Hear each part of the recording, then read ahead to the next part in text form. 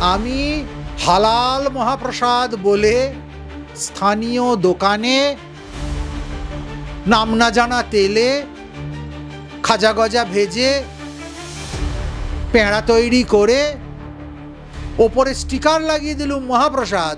মহাপ্রসাদ এত ফেলনা বস্তু নয়, মহাপ্রসাদ এত সুলভ নয়, মহাপ্রসাদ কোনো রাজনৈতিক নেতা বা নেত্রীর খামখেয়ালির জিনিস নয়। মহাপ্রসাদ একমাত্র পুরীর মন্দিরেই প্রস্তুত হতে পারে।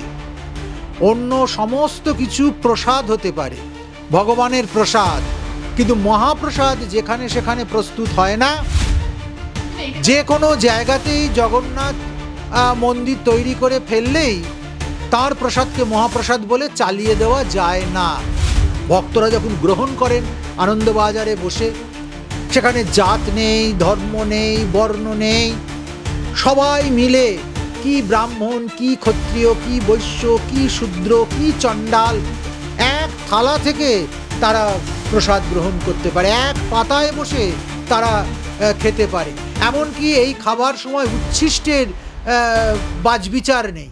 বেড়ের মধ্যেই একটা বিরাট ছাদ আছে, ওই ছাদে সব শুকোতে দেওয়া হয়, যেগুলো বিক্রি হয় না। এই শুকনো যে প্রসাদ, এই শুকনো প্রসাদকে বলা হয় নির্মাল্য। যে লাল লাল পুঁটলিতে শুকনো চাল আসছে, এইগুলো হচ্ছে ওই নির্মাল্য। এবার এই নির্মাল্য যখন ভক্তরা একদানা করে মুখে দেন, তখন তাকে বলা হয় পরম ব্রহ্ম প্রাপ্তি। একদিকে যেমন রথযাত্রার প্রস্তুতি চলছে, অন্যদিকে রাজ্যে প্রসাদ নিয়ে বিতর্ক। এর আগেই প্রসাদ বিতর্ক শুরু হয়েছিল। ইতিমধ্যে যে প্রসাদ মুখ্যমন্ত্রীর আদেশ অনুযায়ী বিলি শুরু হয়েছে, সেখানেই পাল্টা দেখা যাচ্ছে শুভেন্দু অধিকারী বলছেন এটি প্রসাদ নয়, তিনি পুরী থেকে মহাপ্রসাদ আনবেন। হ্যাঁ, মহাপ্রসাদ একমাত্র পুরীর মন্দিরেই প্রস্তুত হতে পারে। অন্য সমস্ত কিছু প্রসাদ হতে পারে, ভগবানের প্রসাদ, কিন্তু মহাপ্রসাদ যেখানে সেখানে প্রস্তুত হয় না।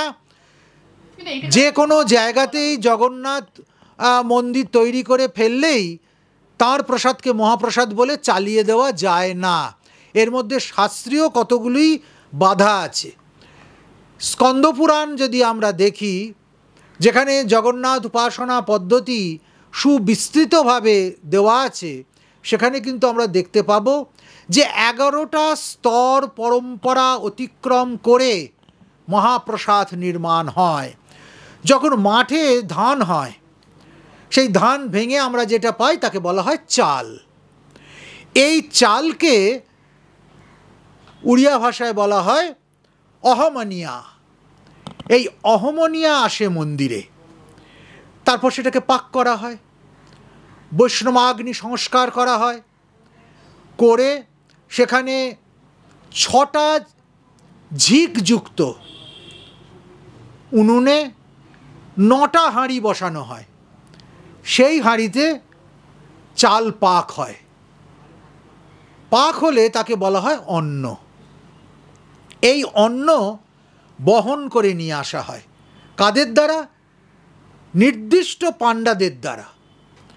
যখন সেই অন্ন বহন করে নিয়ে প্রভু জগন্নাথের সমীপে আনয়ন করা হয়, তখন সেই অন্ন হয়ে যায় ছেক।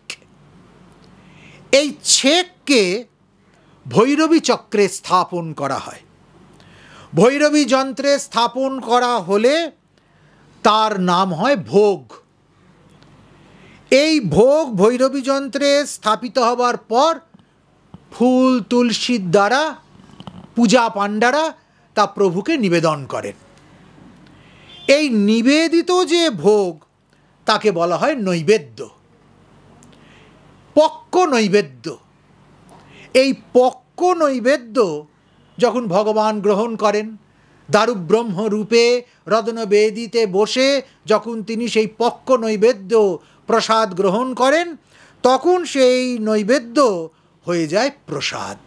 অর্থাৎ ভগবানের উচ্ছিষ্ট যে নৈবেদ্য, তাকে আমরা বলি প্রসাদ। এই হলো প্রসাদ নির্মাণ।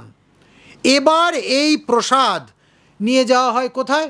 জগন্নাথ মন্দিরের পাশেই আছে মা বিমলার মন্দির।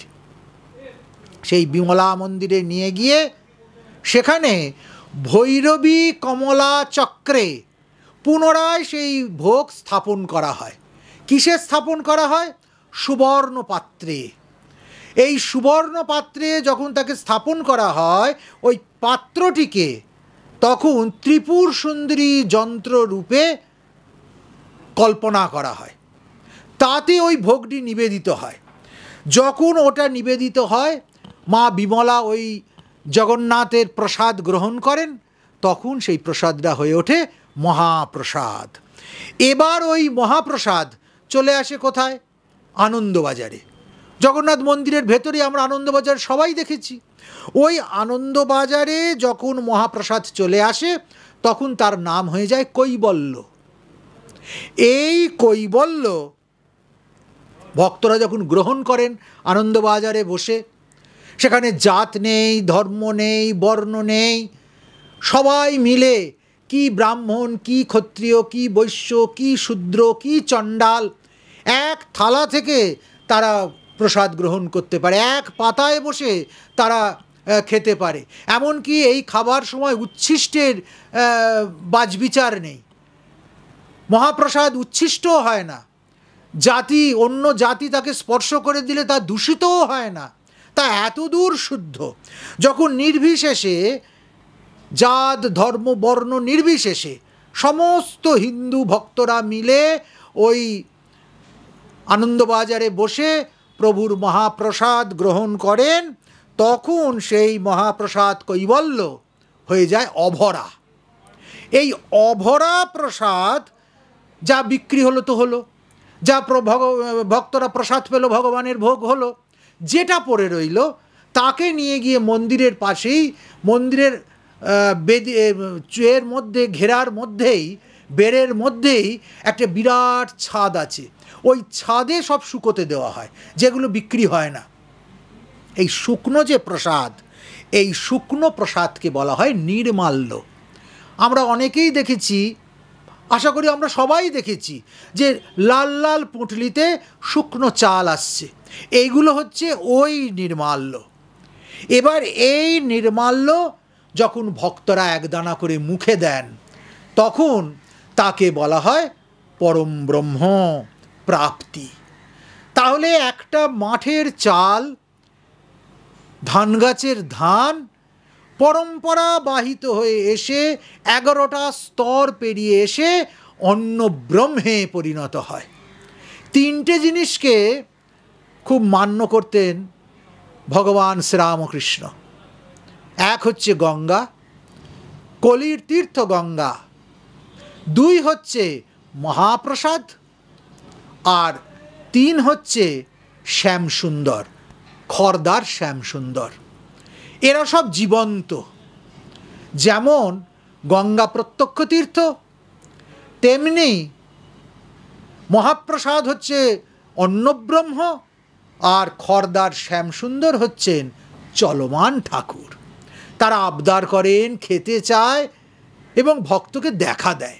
এই 3টিকে শ্রীরামকৃষ্ণ খুব মানতেন।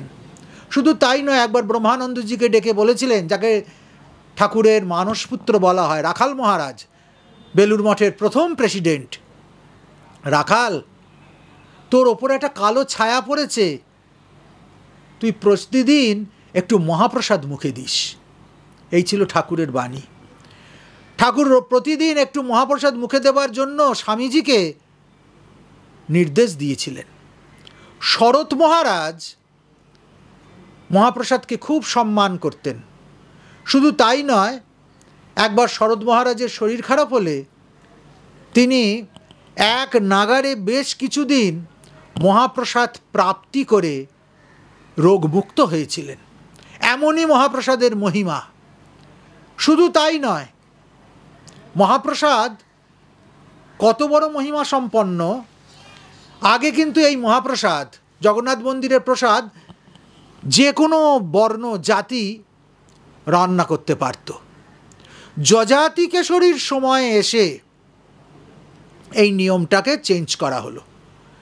সত্যযুগে ইন্দ্রদুম্ন মহারাজ যে মন্দির করেছিলেন, প্রতিষ্ঠা করেছিলেন, সেখানে ভোগ রান্না উড়িষ্যার স্থানীয় পাচকেরা করত। কিন্তু পরবর্তীকালে, যাকে দ্বিতীয় ইন্দ্রদুম্ন বলা হয়, তিনি এসে জগন্নাথ মন্দিরের একটি বিধিবদ্ধ সেবা পদ্ধতি প্রণয়ন করিয়েছিলেন। সেইখানে তিনি রন্ধন প্রণালী ব্যবস্থারও পরিবর্তন করেন, পরিমার্জন করেন। সেই পরিমার্জন করতে গিয়ে তিনি ব্রাহ্মণদের ওপর দায়িত্ব দিলেন যে ব্রাহ্মণরাই এই পাক ক্রিয়ার সঙ্গে যুক্ত থাকবে, কারণ আমাদের বিশ্বাস যে এটা মনুষ্য রচিত নয়, মানুষ এই মহাপ্রসাদ রচনা করতে পারেন না। এই রন্ধন কে করে? রন্ধন করেন স্বয়ং মা লক্ষ্মী। আর সেই রন্ধন কাজে সাহায্য করে কে? মহাপ্রসাদ রচনায় সাহায্য করেন সাক্ষাৎ দক্ষিণাকালী। আর সেখানে আরও দুজন উপস্থিত থাকেন জল রূপে। তারা কারা? গঙ্গা এবং যমুনা। এই দুটো কূপ আছে, গঙ্গা কূপ এবং যমুনা কূপ মন্দিরের ভিতরে। তার মানে সমস্ত দেবীরা সেখানে এই দিব্য প্রসাদ নির্মাণে অন্তর্ভুক্ত হয়ে রয়েছেন, ব্যাপৃত হয়ে রয়েছেন। যজাতিকেশরী বললেন যে ব্রাহ্মণরা এটা তৈরি করবে রন্ধন কাজে। ব্রাহ্মণদের কাছে এত্তেলা গেল, খবর গেল। ব্রাহ্মণরা বললেন না, যেমন পুরীর মন্দিরে 12টি যে যাত্রা হয় জগন্নাথ দেবের, চন্দন যাত্রা, রথযাত্রা, স্নান যাত্রা, এইরকম যে সমস্ত 12 মাসের যাত্রা চলে, সেই 12 মাসের যাত্রা কে বলেছিলেন? না, প্রভু নিজে এই 12 মাসের যাত্রার নির্দেশ দিয়েছিলেন। কাকে দিয়েছিলেন? না, প্রতিষ্ঠাতা মহারাজা ইন্দ্রদ্যুম্নকে। ব্রাহ্মণরা আবদার করলো প্রভুকে আমাদেরকে আদেশ করতে হবে। তিনি যদি নিজে মুখে বলেন তাহলে আমাদের ভোগ রান্না করতে কোনো আপত্তি নেই। প্রভুর স্বপ্নাদেশ হলো, ব্রাহ্মণদের আদেশ করলেন তিনি যে হ্যাঁ, আমার ভোগ আজ থেকে ব্রাহ্মণরাই রান্না করবে। সেটা সে হলো বটে, ব্রাহ্মণরা রান্নাও করলো।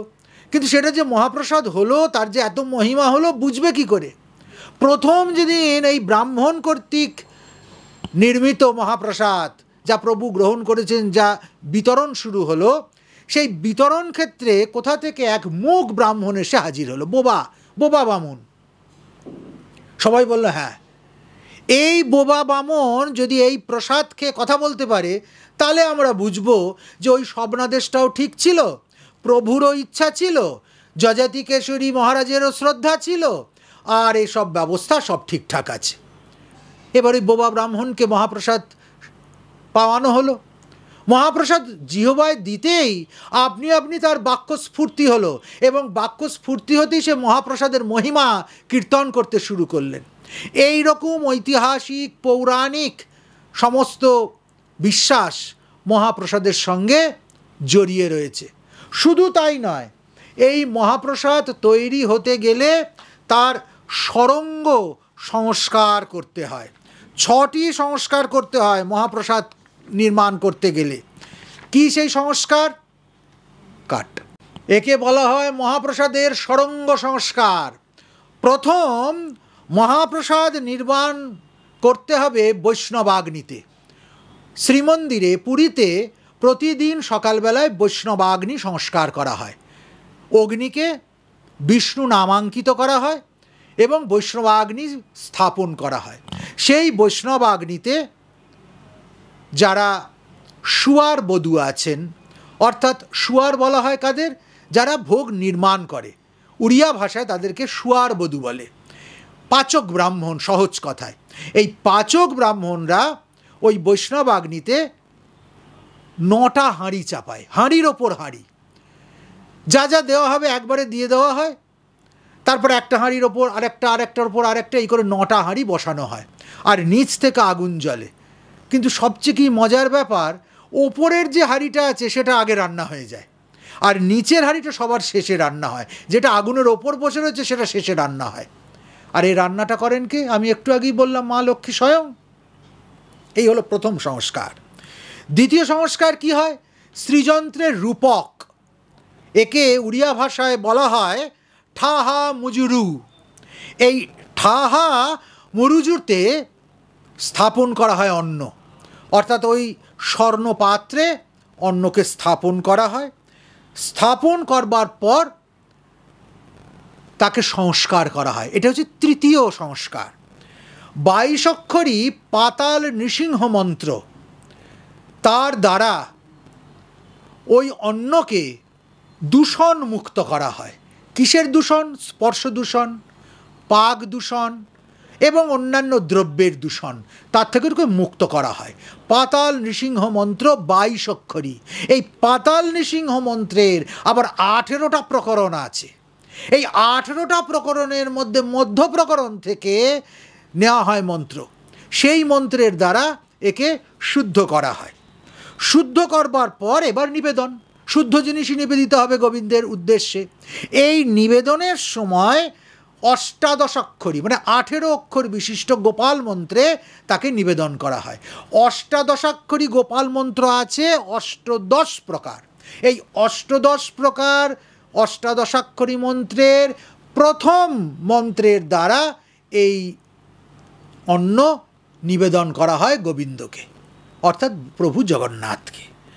এই অর্পণ করবার পর এবার আসে ষষ্ঠ পর্যায়, যে ষষ্ঠ পর্যায়ে অন্ন বলি দেওয়া হয়। কাকে কাকে দেওয়া হয় অন্ন বলি? অন্ন বলি দেওয়া হয় 8 জন সাত্ত্বিক বৈষ্ণবকে। তারা কারা? বিশ্বক সেন, যিনি হচ্ছেন বিষ্ণু পূজার নির্মাল্যধারী বা নির্মাল্য বাহক। সেই বিশ্বক সেনের পুজো প্রথম করা হয় ওই অন্নের উপর। তারপর শুক, প্রহ্লাদ, নারদ, গরুর, দেবল, ইন্দ্রদুম্ন, এই রকম 8 জনের সেইখানে অন্ন বলি হয়। এই 8 জনের অন্ন বলি হবার পর সেটি উত্তম রূপে প্রসাদে পরিণত হয়। এই প্রসাদ যখন মা বিমলা সেবা করেন তখন সেটা মহাপ্রসাদ হয়ে যায়। অতএব আমি হালাল মহাপ্রসাদ বলে স্থানীয় দোকানে নাম না জানা তেলে খাজা গজা ভেজে পেঁড়া তৈরি করে ওপরে স্টিকার লাগিয়ে দিলুম মহাপ্রসাদ। মহাপ্রসাদ এত ফেল্লা বস্তু নয়, মহাপ্রসাদ এত সুলভ নয়, মহাপ্রসাদ কোনো রাজনৈতিক নেতা বা নেত্রীর খামখেয়ালির জিনিস নয়। মহাপ্রসাদ দিব্য, মহাপ্রসাদ পরম। মানে যে কোনো প্রসাদকে মহাপ্রসাদের নাম দিয়ে কখনো বলা যায় না। লিপ্ত করা হচ্ছে তার মানে তার এটাতে মহাপ্রসাদের মহিমা, তার গৌরব খর্ব হচ্ছে, ধর্মের অপমান হচ্ছে, পরম্পরার অপমান হচ্ছে, সর্বোপরি ঐতিহ্যের ক্ষতি হচ্ছে, সংস্কৃতির ক্ষতি হচ্ছে। এই রকম বালখিল্যতা কোনো দিন আমরা সহ্য করব না। বাংলা হাটের আরও খবর দেখতে নজর রাখুন। বাংলা খবর মানেই বাংলা হাট।